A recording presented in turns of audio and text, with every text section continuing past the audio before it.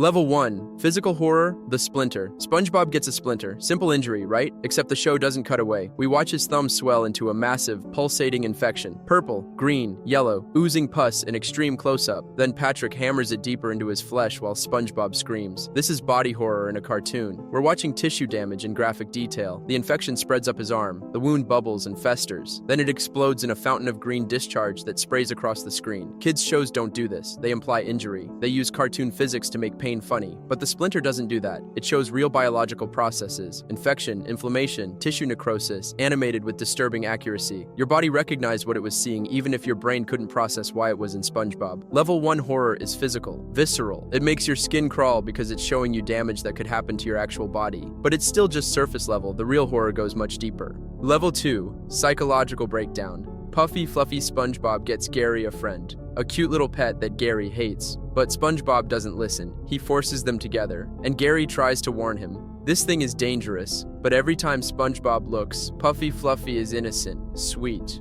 harmless, until he's not.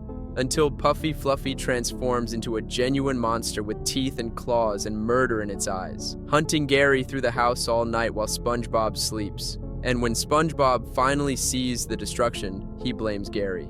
Bad boy, bad Gary. This is gaslighting. SpongeBob is watching his pet get terrorized and blaming the victim because he refuses to see the truth.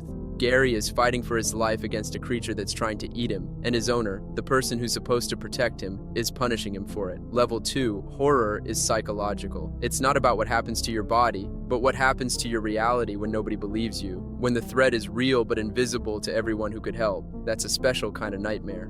Level 3, loss of identity. Wormy. SpongeBob and Patrick find a cute butterfly. Except in the close-up shots, it's not animated, it's a real insect. A live-action horsefly with compound eyes and twitching mandibles and alien features that don't belong in this cartoon world. The episode intentionally creates cognitive dissonance. Your brain expects cartoon butterfly. It receives actual insect footage. The shift is jarring, wrong, designed to disturb. And it works. An entire generation developed butterfly phobias because SpongeBob broke its own visual language to inject something real into the animation, but the real horror is what it represents. That thing with SpongeBob's face and voice, is that still SpongeBob, or is it something else using his appearance? The close-up suggests that beneath the cartoon exterior, something biological and alien is looking back. Level 3, horror attacks identity. It makes you question what's real. It breaks the barrier between animation and reality and leaves you wondering which side you're actually on, but we're just getting started. Level 4, existential terror, the hash-slinging slasher. Squidward tells a ghost story, and then it comes true. Every detail. The lights flicker. The phone rings with nobody there. The walls ooze green slime. A dark figure approaches with a spatula for a hand, except the slime is explained as normal. The walls always ooze green slime.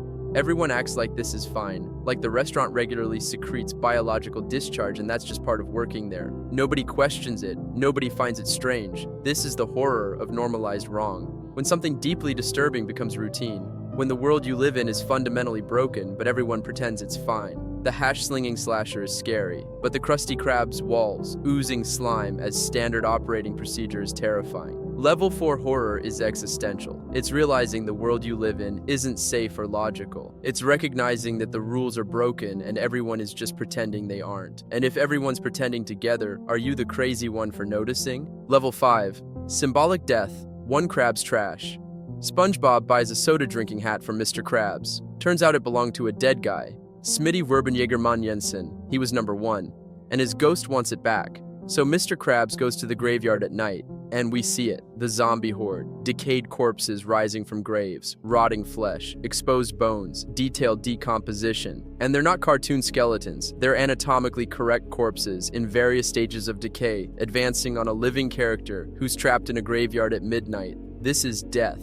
Real death, not cartoon death where characters come back next episode. These are former living beings now animated by supernatural forces, hunting someone who violated their rest. The imagery is explicitly morbid. Coffins, tombstones, rotting bodies, the iconography of mortality presented without cushioning. Level 5 horror is symbolic death.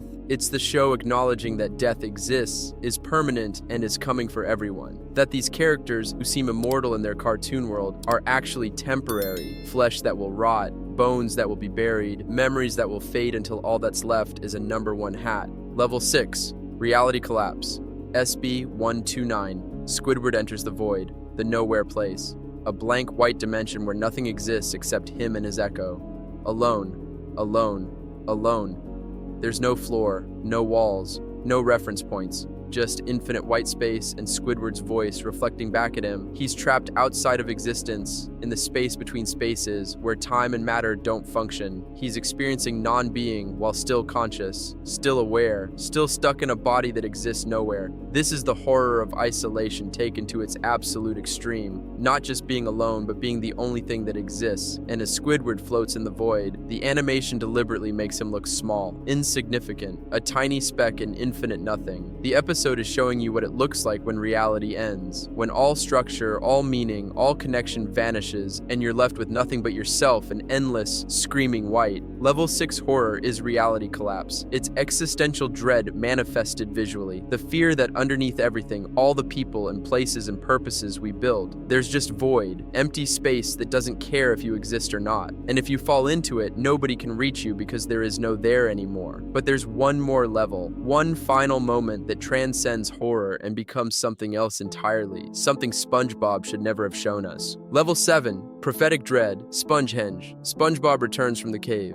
Bikini Bottom is empty. The Krusty Krab is buried in sand. Everyone is gone. Then we jump 3,000 years forward. Aliens study stone monuments while Spongebob's laugh echoes through dead time. This isn't horror in the traditional sense. This is apocalypse, the end of everything we know about the show. Spongebob didn't just lose his friends, he outlived his entire world. He spent years alone in a cave going mad while civilization collapsed outside. And when he emerged, there was nothing left. No reset, no punchline, just emptiness. Then 3,000 years pass, and Spongebob's laugh still echoes, still transmits, still broadcasts through time like a signal that won't die.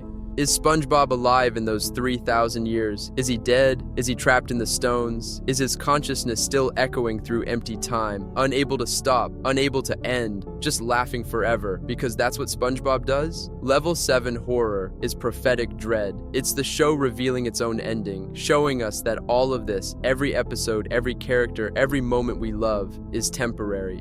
That one day, Bikini Bottom will be empty, the characters will be gone, and all that will remain are monuments to something that used to exist, still broadcasting their function into a universe that's moved on. This is the horror of obsolescence, of watching something you love become archaeological, of realizing that every show, every character, every piece of your childhood will eventually be nothing but ruins, studied by people who never experienced them alive. Spongehenge isn't just showing Spongebob's apocalypse, it's showing ours.